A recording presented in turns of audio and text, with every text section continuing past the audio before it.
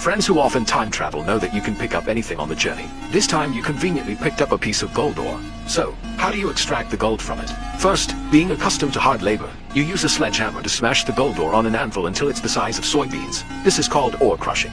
Next, you transfer the crushed ore into a stone mortar and repeatedly pound it with a pestle.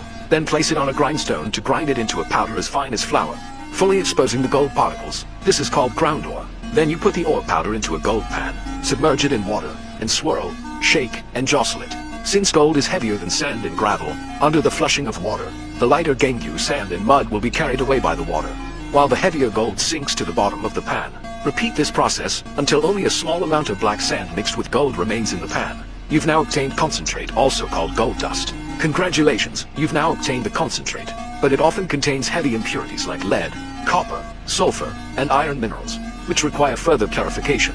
So you mix the concentrate with metallic lead in a ratio of roughly 1 part ore to 4 parts lead, place it in a crucible, and put the crucible into an ancient-style furnace, using charcoal as fuel to heat it. Lead has a melting point of 327 degrees Celsius, so it melts first, and like a magnet, dissolves the dispersed gold and silver, forming a gold-silver-lead alloy that sinks to the bottom of the crucible.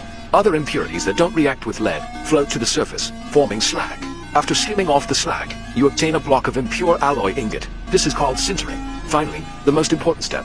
You need to oxidize and remove the lead and other impurities from the alloy to purify the gold and silver. You take a large amount of animal bone ash, press it into a porous shallow bed with a groove dug in the center. Place the sintered gold-silver-lead alloy ingot into the groove of the ash bed. Surround it with charcoal to form a cage, and then continuously blow air while heating to keep the alloy in a molten state. The air from the blower oxidizes the molten lead, generating lead oxide, known as litharge, and the liquid lead oxide, due to its weight and fluidity, is completely absorbed by the porous bone ash bed like a sponge, or blown to the edges as slag.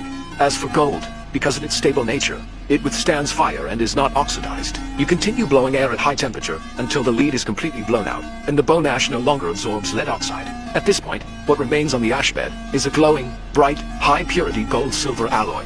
Congratulations! You've now learned the ancient gold refining technique known as the cupellation method.